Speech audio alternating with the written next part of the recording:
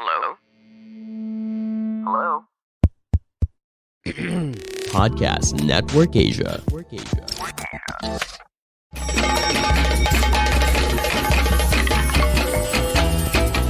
Welcome to She Talks Peace, a podcast that highlights the role of women peacebuilders around the world in bringing lasting peace and security to communities. Eavesdrop on their communities and get to know their stories. From the Philippines to Malaysia, from Indonesia to Palestine, from Myanmar to the United States. Their dreams and hopes for a world without violence and a world where every woman and girl can be whoever she wants to be. Hosted by Amina Rasul Bernardo, President of the Philippine Center for Islam and Democracy. This is She Talks Peace. Hello, everyone. Welcome to episode 63 of She Talks Peace. I am Amina Rasul of the Philippine Center for Islam and Democracy, greeting you from Manila.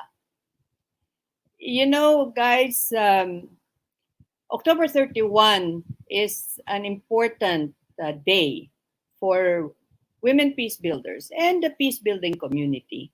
On October 31, in the year 2000, the United Nations Security Council unanimously passed Resolution 1325, supporting the Women, Peace, and Security Agenda. Now, people now call it 1325 and the WPS Agenda.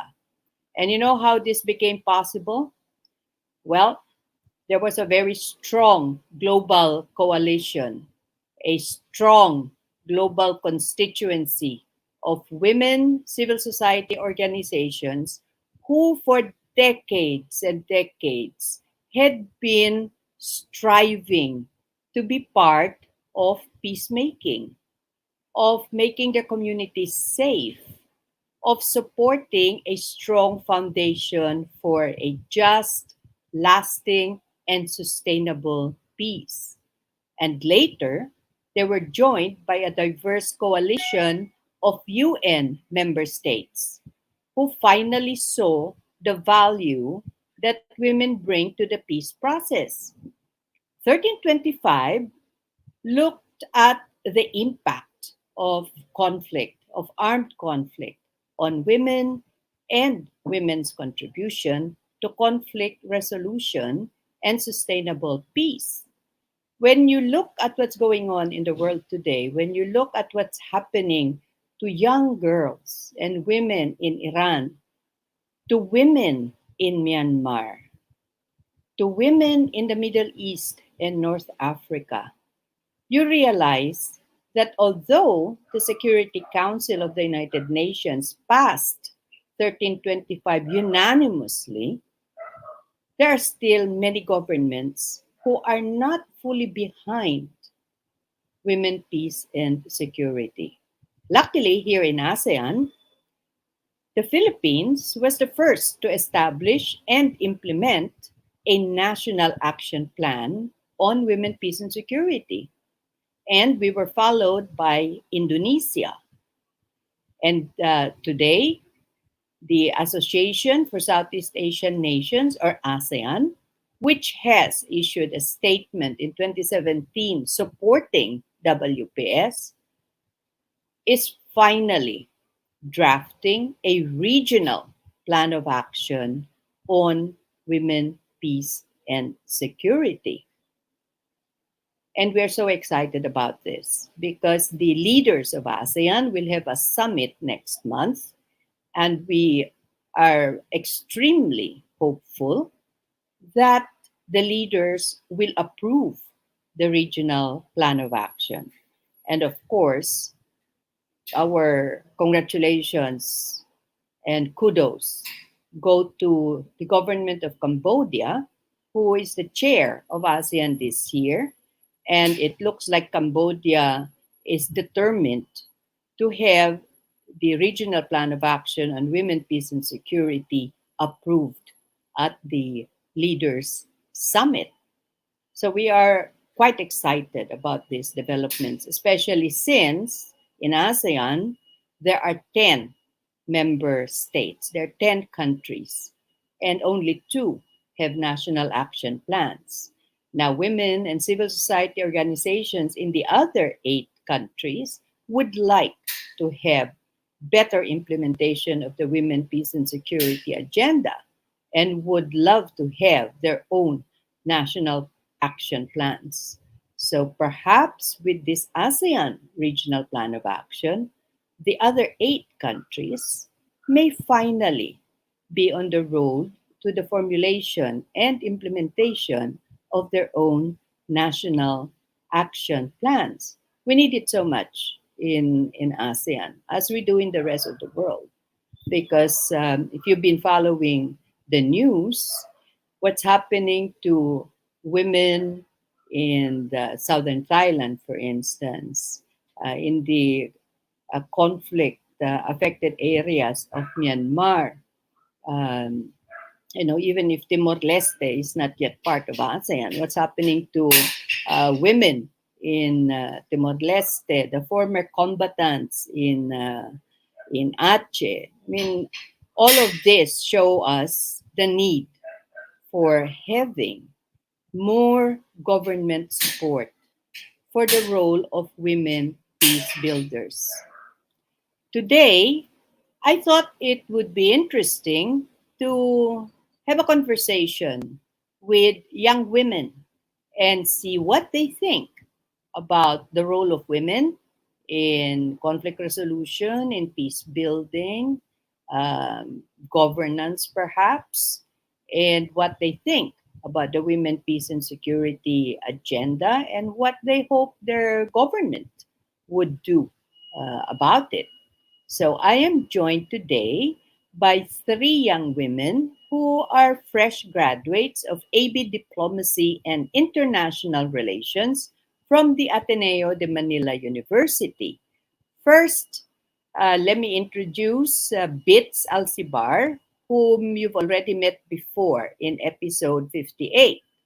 Bits has a passion for upholding human rights in the Philippines and is looking to pursue a career in political journalism or international human rights development. Hi, Bits. Welcome.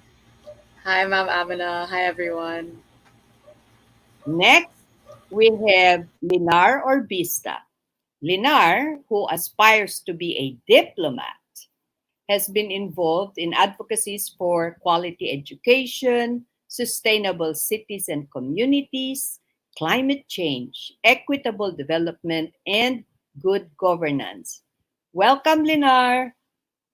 Hi, Ma'am Amina, and hello to all our listeners. Hello, hello. And finally, we have Yara Poliarco. Yara currently teaches social studies in a high school. She also does some work providing training and education for parents. She aspires to be a public servant. And let me tell you, as a teacher, she's already on the first big step. Hi, Yara. Hi, Ma'am Amina. Hi, everyone. Glad to be here. So, ladies, young ladies, you all know that today is a very special episode because on October 31, we will be celebrating or commemorating. I mean, sometimes you cannot even say celebrate, really, because 1325 is not as well supported in most governments. So it will be the 22nd anniversary of United Nations Security Resolution's adoption of 1325 on women, peace, and security.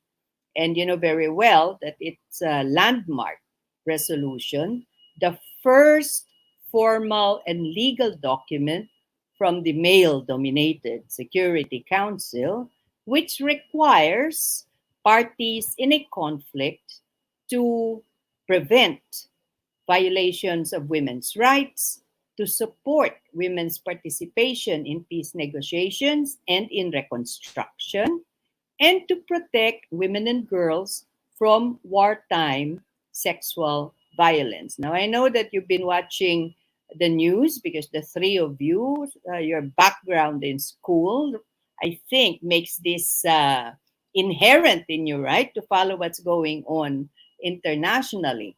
And you know that young girls, young women, even old women are really suffering a lot at the hands, most of the time, from their own governments. So let me pick your brains this afternoon. Tell me first, when you were still studying at the Ateneo, did you know much about the women, peace, and security agenda? Linar, let me start with you. Actually, mom, that's a good question. And to be honest, not really. We don't know much about the UNSCR 1325. And now looking back, even in our human security class, I Yeah? realized that we weren't able to discuss the resolution even in our international human rights class. I don't think we were able to tackle it. Yes, we were able to discuss, for example, the Convention on the Protection for the Rights of Women. But I guess about UNSCR 1325, not really. And even WPS, ma'am, I don't think we were able to discuss it. Po. That's quite interesting, considering the fact that the Philippines is conflict affected. You have got the problems with the Muslim liberation fronts in the south. You have the problems with the New People's Army all over the country. So, Bits, what do you think? I mean, when you were studying in Ateneo, did you have the same experience? And do you think that perhaps Ateneo should have included that in your curriculum? Yeah, we actually do have the same experience because Linar, Yara, and I are from the same batch, and we actually took a lot of the same classes together. So yeah, we had human security. We didn't really tackle women, peace, and security there. Um, but I was actually telling Linar and Yara earlier that I noticed the political science department in Ateneo, which we're from, is holding a webinar soon about ASEAN and women, peace, and security. So I don't know if they've integrated it into their curricula already, but at least there's something there. At least, they're kind of letting the students know about it. Unlike us, where we're like, hold on, why didn't they teach us anything about women, peace, and security in our time? At least students now can be familiar with it a little bit. How about you, Yara? What do you Uh, know? Or at least when you uh, were a student, what did you know about the Women, Peace, and Security agenda? okay, ma'am. My experience was quite different from theirs because in Ateneo we have this course or called NSTP or Big Kiss, and you get assigned to partner with organizations so that you do work for them or be exposed to development work, something. And I was partnered with YWL or Young Women Leaders for Peace, and we were assigned. Our group was assigned to make or to edit their portfolio, which they'll submit to other pertinent stakeholders such as UN instrumentalities. And that, while I was editing that portfolio, I was able to read about basic information about UNSCR 1325 and what WPS is, and alongside YPS or Youth Peace and Security. So I read about their initiatives, their community discussions here in the Philippines, in the Bangsamoro, for example, and their efforts to and their campaigns to promote um, expression of women, especially in times of conflict and in times of decision making. Yeah, that's good. That's really good to know. Now let me ask you, because I know the three of you do not come from conflict affected communities. And in ASEAN, in the countries that are stable and don't really have that armed conflict as a security problem, do you think that the women, peace, and security agenda is relevant to communities in the Philippines, even if they are not affected by armed conflict? Let's start with Bits. What do you think, Bits? Yeah, I think it actually is still relevant because women, peace, and security touches a lot on issues of conflict prevention, right? And I think that's Yes. something we can all keep in mind even in our daily lives. Even if we're not at war, it'll always be good to take the extra precautions to make sure that we're preventing it from happening in the first place. You know, prevention is better than cure, as we always say. So I think it is relevant. Like, for example, in Indonesia, as we learned with IU a few weeks back, she works a lot in preventing conflict. And I think that's really important for a lot of us, even if, even if we're not in conflict areas yet. We should know what conflict looks like. We should know that we should do everything in our power to make sure it doesn't escalate into conflict. Yes. Yeah, I'm sure that you've also been following the developments, for instance, in the United States. Who knew you could have a situation like January 6th, where citizens actually becomes an armed mob and storms their own capital?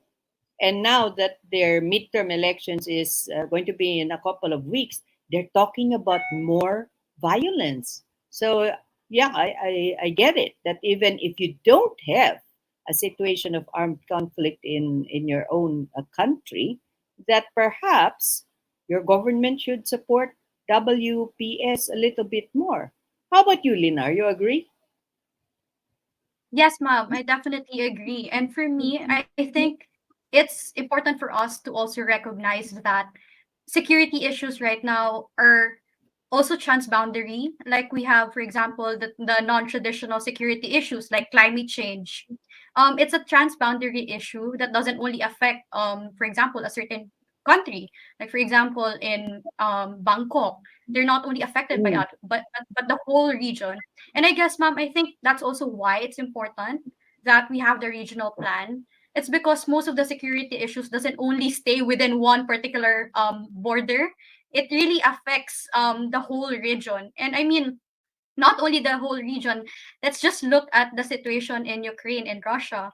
And we have been hearing in the news that the situation in Ukraine and Russia actually affected prices here in the Philippines. So I guess that's why for me that government, even if relatively peaceful, I guess their country is relatively peaceful, should definitely still support efforts on the WPS law. yeah, yeah. I'm glad you mentioned Ukraine and the fact that what happens in a country thousands of miles away or thousands of kilometers away really finds its way to influence us here. And Yara, you're the one who's teaching young people right now. And I'm sure that you've also been following, for instance, what's happening in Afghanistan, where young girls are prevented from going to school when young girls as young as 8 are promised in marriage to old men just so they could survive, so that their families can survive. But those are conflict affected areas. So do you think, Yara, that the WPS agenda has value in communities like ours, especially when you're talking about your students, your young girls? Yes, of course, ma'am. No, uh, there's sometimes that notion that peace building or the peace process is limited, say, in the negotiation table or like in the battleground. But what we learn from She Talks Peace, no, from the episodes that we see, is that negotiation and making deals and agreements, it's just one front or one phase of the peace building process, but it consists of many working parts. So, for example, we have shifting and challenging norms. Like the rise of extremist movements is what happens when uh, ideologies go unchecked, when norms aren't challenged and they're just left alone. So that's important. Awareness raising is important. Like, how did we know about Afghanistan? How did we know about Myanmar? How did we know about Iran? It's because of these brave women there who take the fight to social media. And us here in non-conflict ridden areas where we don't have as much restriction on our freedom of expression, we can amplify those voices. We can amplify that this is what's happening in these areas. So that's one thing we can do. And like what you said, Mama, education. Like as part of the education sector, I think molding minds, inculcating the WPS agenda in education is really important, because if we don't know what WPS is, if we don't know the value of women in the peace building process, then how would we normalize having women in the actual table? And lastly, one common theme that I also learned from the podcasts, that another phase of peace building is economic empowerment and rehabilitation. Like post conflict, how do the women recover? How do these communities recover? And I think these are really valuable fronts or valuable facets of the peacemaking process, which we in non-conflict ridden areas can take part of. Let's talk a little bit about the value of the WPS agenda in communities, in countries that are not affected by armed conflict. Countries like Malaysia, for instance, or Singapore, or Brunei. Brunei really is keeping itself isolated in many ways. So you guys have participated in a couple of consultations with civil society organizations, and some of the participants came from these countries. And do you remember where they talk about why the WPS agenda is also important, even if they don't have armed conflict? One participant from Malaysia was talking about inequality, racial inequality, income inequality, gender, and the LGBTQ issues, and how we need a platform, we need um, a government program that can sort of stem, no, neutralize potential conflict, something that we had earlier talked about.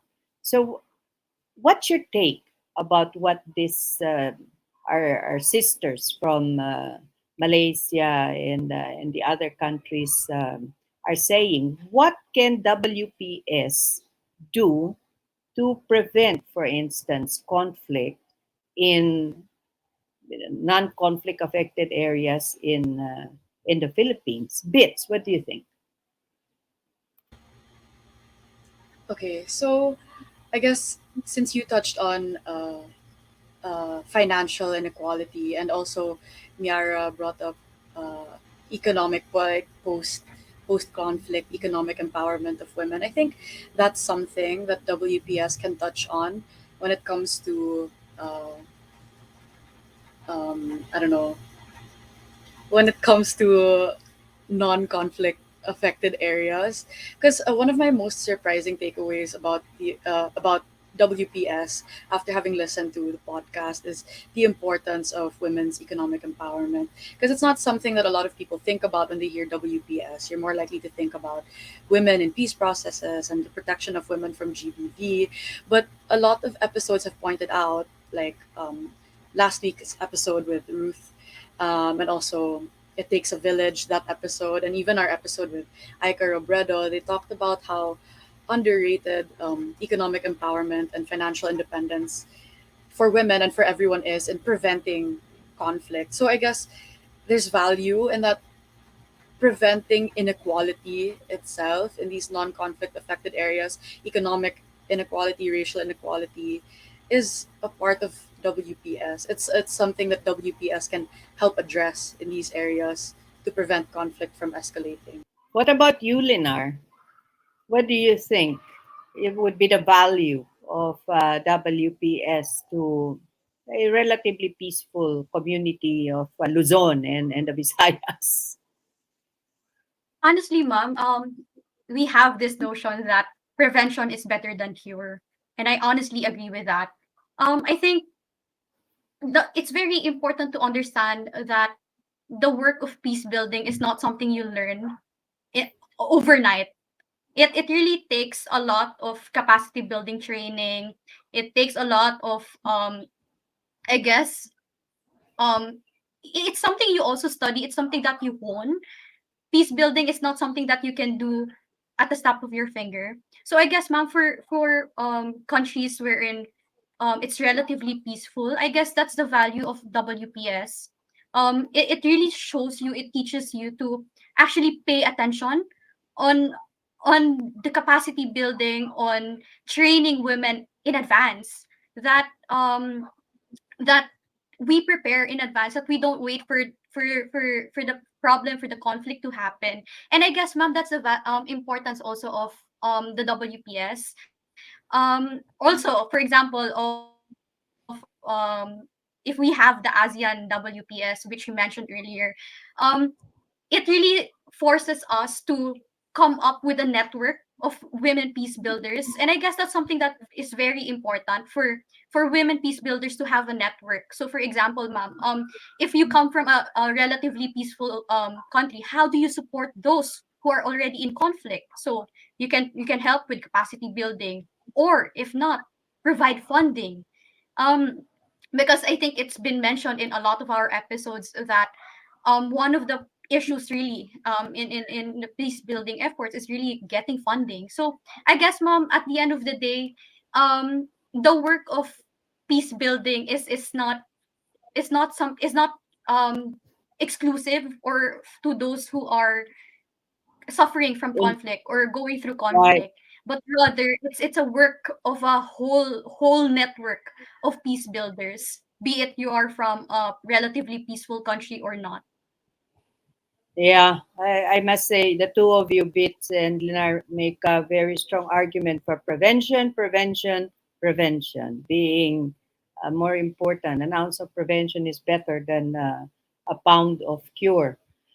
Yara, specific to young people, we know very well that there's a lot of recruitment going on in the cyberspace, right? Internet.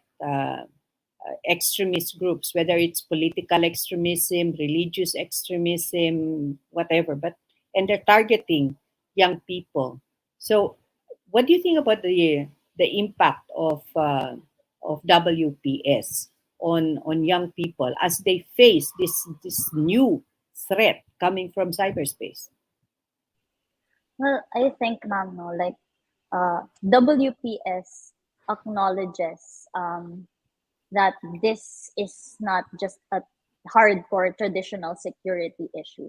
I think uh, one word I learned from college in our gender studies is the term intersectionality. And Mm-hmm. when we say intersectionality, it's not just one facet. No. So women are more vulnerable not just because of their gender, but they are also made vulnerable because of their race, their economic status, for Mm-hmm. example, their level of education, their religion, their religious beliefs. And all these vulnerabilities compounded make them more subject to conflict, or make them more subject to discrimination or cruelty.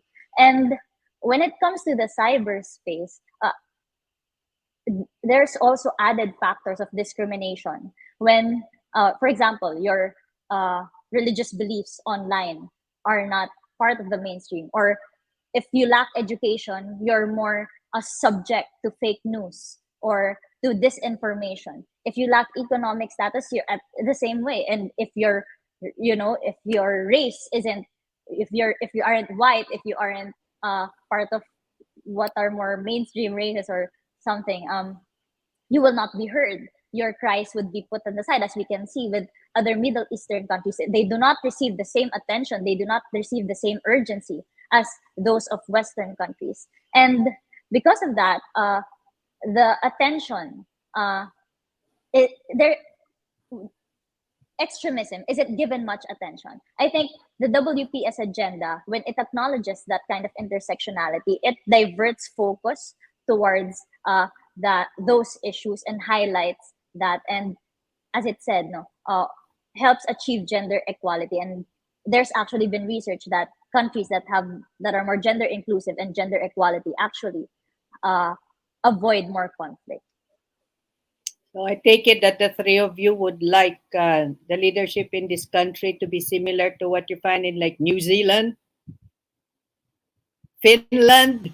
Yes. Hopefully, ma'am. Yes. Definitely, Hopefully. Yes. Let women lead. yes. Which would you guys prefer?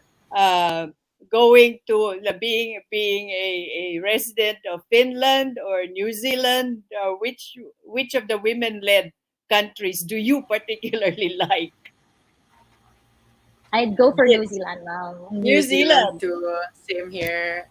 I Same. know, I know why. Does it have anything to do with the trilogy of the rings and the Hobbit?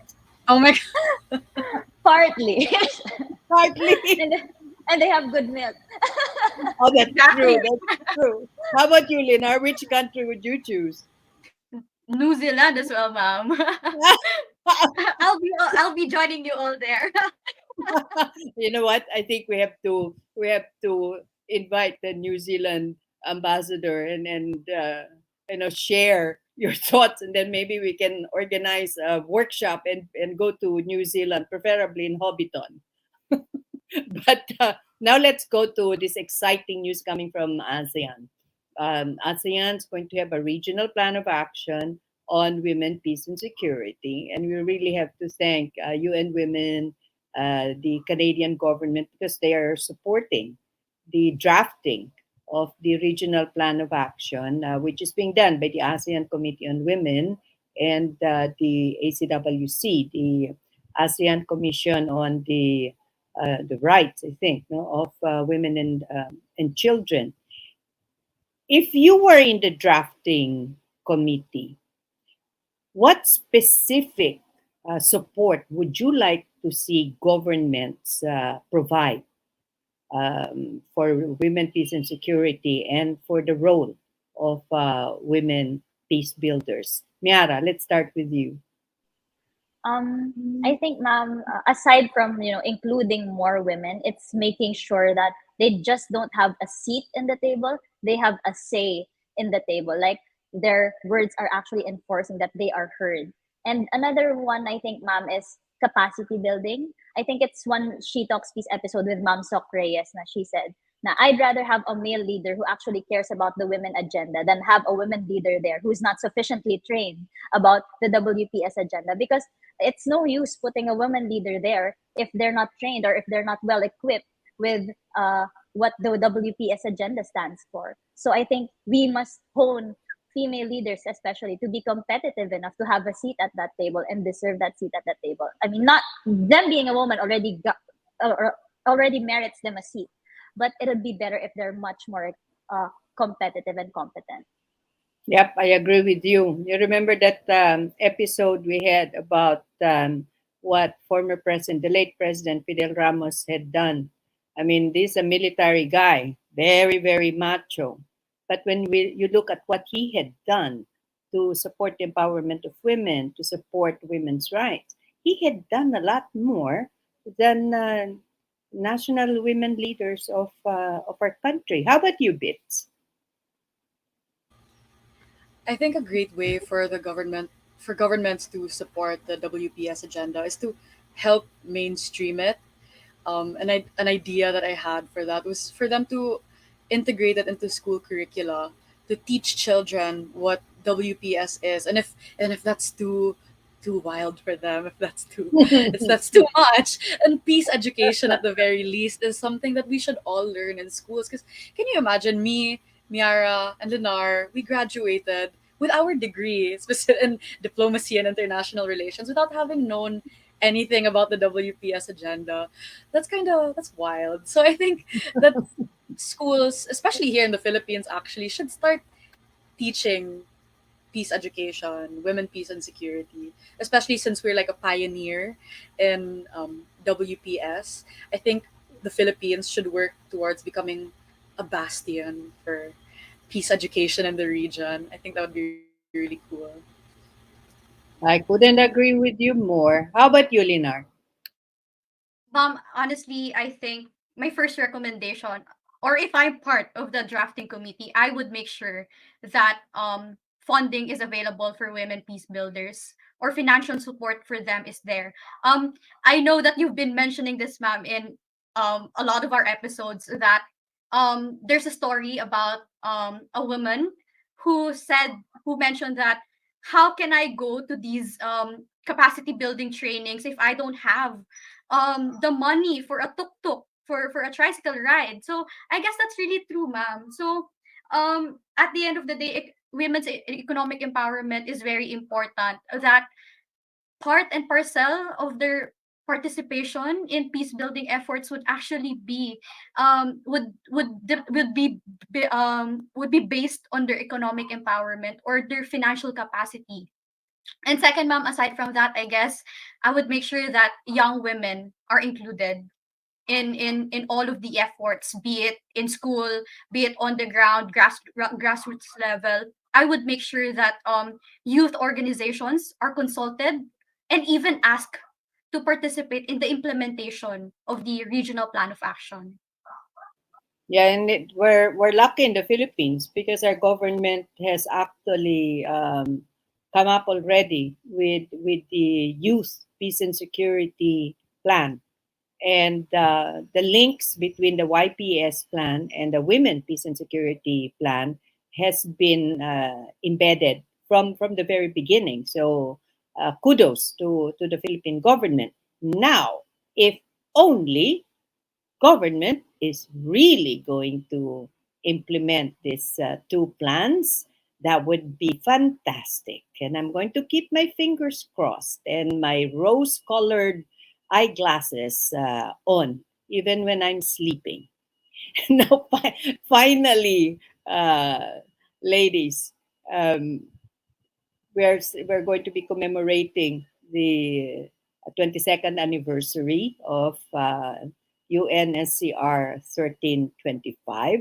What would your message be to our listeners, to young men and women, senior citizen, male and female? What would your message be to them about HCR 1325 and the Women, Peace and Security agenda? Miara, let's start with you. I think, ma'am, especially in these times, when hope seems so bleak or like so much things happening around us, and it's easy to get overwhelmed.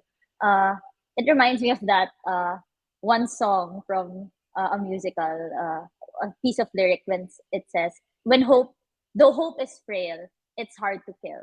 Uh, we just keep hoping, we just keep doing, we just keep making steps. And a lot of people might say, na, oh, a regional plan of action will be nothing. It'll just be a piece of paper. Or the UNSCR is nothing. It's just a piece of paper. But what's important is we take these steps. We take these small steps. It's better than nothing.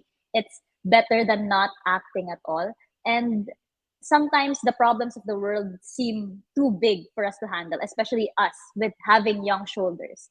But we look back and we see how far we've come, and we see how much there is more to do, but we stand on the shoulders of those who came before us. And I think the best we can do is, you cannot always change the world, but you can change the world from the little corner of which from which you stand, that small sphere of influence that you can. So we just keep working, we just keep acting, because we never know how much our ripples would reach. And really, ma'am, it might seem that our actions seem nothing, but the only thing that evil prevails is that when good men do nothing at all. So I think just keep working and never lose faith, even if it's hard, especially in a country like ours, so where we go two steps forward and five steps back. But we just keep working, keep keeping the faith. Never give up.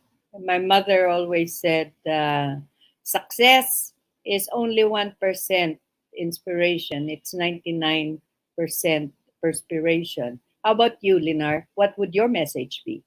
My message is very simple, ma'am. I guess do not take peace for granted. You or we here are so lucky that we have the time to have this conversation, or our listeners are very lucky that they are in a peaceful enough place to be able to listen to us. And I guess, ma'am, as someone who lives in Luzon, that's one thing I realize. I've been taking peace for granted. So I guess at the end of the day, I hope we get involved. If we have an episode where someone is advocating to bang pants, maybe we can do that. It doesn't have to be our gestures doesn't have to be grand to partake in peace building efforts to help our to help those who are in conflict ridden areas. And I guess, ma'am, yeah, I guess do not take peace for granted. Be involved, know what is happening in other countries, and I guess support the peace builders in whatever way you can. Yeah, Linar, that's Yuyun. Yuyun is the Indonesian representative to the ASEAN Institute, a Commission for Human Rights, ICHR. And I think she's been banging that pot at 8 p.m. every day. I think it's more than 600 days now, and she's not giving up. She's going to continue to bang that pot of hers every day. How about you, Bits? What's your message? All right. So for everyone listening out there, whether you're young or old, I guess just talk about women, peace, and security. Talk about the agenda. Talk about the movement. It's time for us to bring the movement to the fore, to really mainstream it. So we have to talk about women, peace, and security, and make the WPS agenda a household name. Make it a dinner topic, because we really need to do our part to making sure that our societies can internalize its values, until we have to talk about it, until we really believe in and internalize the desire to lift women up in the hopes of preventing and countering and ending conflict wherever we are. So yeah, talk, tweet, story it, post it on social media, do whatever you can to get the word out that women, peace, and security is an important agenda. Yes. That's a great idea, Bits. Maybe our listeners can all tweet, do a TikTok message, go send a Viber post, Messenger post on October 31, and support us. Support the UN Security Resolution 1325, and call on governments to really promote and implement the women, peace, and the security agenda. So, Bits, Miara, Linar, thank you so much for joining me in this conversation. This has been a really fun, interesting, and stimulating conversation on women peace builders and the women peace and security agenda. And I hope, dear listeners, that you agree with what our young ladies have said. And if you don't, or you have better ideas, then do email us. And email us at shetalkspeacepodcast@gmail.com. Let me repeat that. shetalkspeacepodcast@gmail.com. So thanks so much, Bix, Miara, and Linar. And to our listeners, thank you for joining us. And let's commemorate October 31 and hope that our governments will support the role of women in peace building, the role of women in economic development, in business, in governance. Because apart from the fact that women hold up half of the sky, without women, I doubt very much that you're going to have peace anywhere in the globe. So thank you, Bits, Linar, and Miara. Thank you, dear listeners. And see you again soon when we have another interesting episode on She Talks Peace. Bye. She Talks Peace is brought to you in partnership with Podcast Network Asia and Podmetrics, the easiest way to monetize your podcast. For more information, check out their website at podcastnetwork.asia and podmetrics.co.